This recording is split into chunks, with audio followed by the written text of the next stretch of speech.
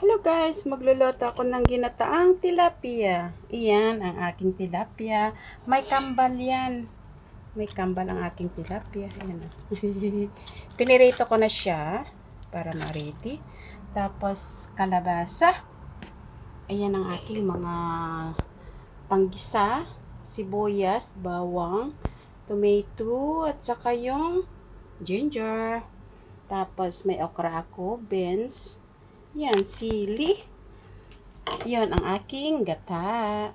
Kaya, halik kayo guys. Magluto na tayo. Luto-luto na tayo. Luto. Ayan. Aking ginataang kalabasa. Yan.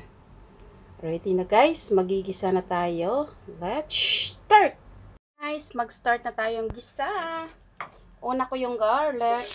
Ayan. Umuusok-usok.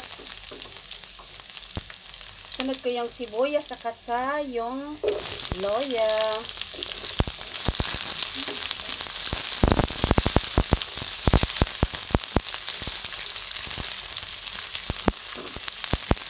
Inikos-nikos natin hanggang siya ay maloto. Ayan. Para, ay, ang bango ng bawang. Ayan. Lagay ko ng aking kamatis. Ilagay ko na yung kamatis ko lahat. Iluto ko na lang.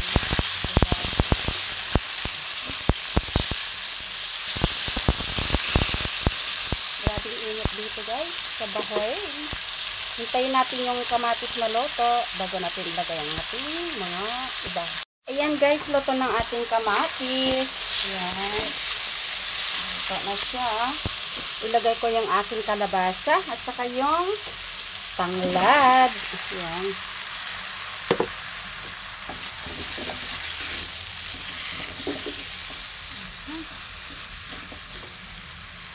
Niluto ko na parami kasi para pang ano ko to pang 5 days ko to guys. Ang hirap kasi magluto pang araw-araw pagka may pasok ka. Ano siya. Yan, lagyan ko siya ng turmeric. Black pepper.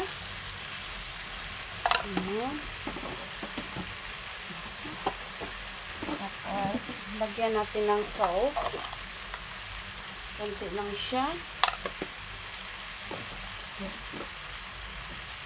And then,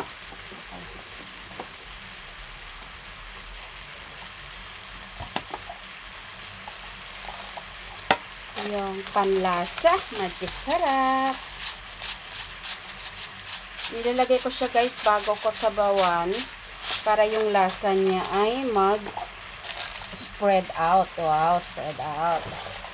Para may ano siya.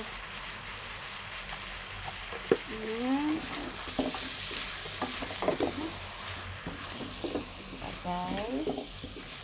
Yan.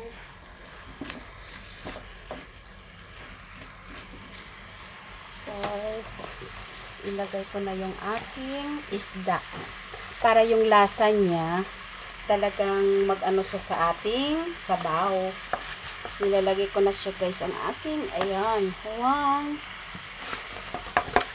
2, 3, pang 4 days ko to guys, ang aking ulam. Pang 4 days ko siya. Ayan. Tama guys, paano katipid si Annalie. Tapos lagay na natin ang ating gata. Hindi na ako magsasabaw kaya gata na lang ang aking ilagay. Diba? Yan. Gata na siyang aking ilalaga. Yan. Hintayin natin siyang maloto. Lagay ko na rin yung aking sili sa taas. Tapos yung beans. Mamaya na yung okra. Kasi nga yung okra ay paano siya. Diba? Hintayin muna natin guys na kumulo hanggang siya ay maluto. Ang sarap ng aking ulam. Ayan, lagay ko ng aking okra kasi luto ng aking kalabasa. Ayan, okra. Yan. Hoho! Ang aking kinataang kalabasa. Yan. Yan.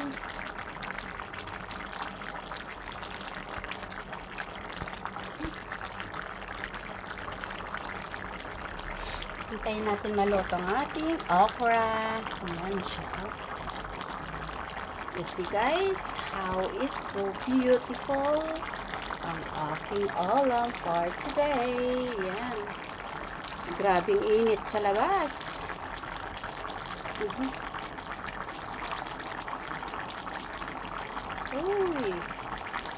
Yummy, yummy.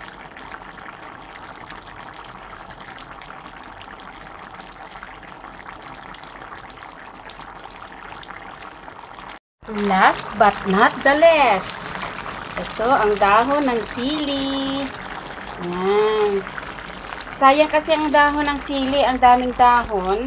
Kaya hinarvest ko na lang para mapakinabangan. Kaysa yung init ang makinabang. Yan. Kasi grabing init. Hindi na ito makakasurvive.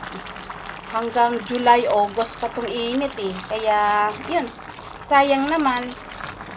Kaya, yun. Para makinabangan ko yung dahon ko, yung sili, hinarvest ko na lang. Kasi mamamatay na lang to sila eh. Kasi grabing init. Ang aking ginataang kalabasa na may tilapia. Nilagyan ko siya ng dahon ng sili. Yun, kasi nga, hinarvest ko na yung dahon ko ng sili kasi masasayang lang. Eh, mamamatay lang yun kasi grabing init sa labas. Kaya yan. Yun siya. Ayan, patayin ko na siya. Luto ng ating ulam. Kaya, guys, hali kayo. Kain tayo. Yun. Yun. Yan. Ready na siya, guys. Ready na siya. Ready. Let's eat. Kaya guys, hali kayo, kain tayo. Yan, kain tayo guys. Yan siya. Ang uunahin kong papakin ngayon, ulo. Yan. Yan. Ay. Aray.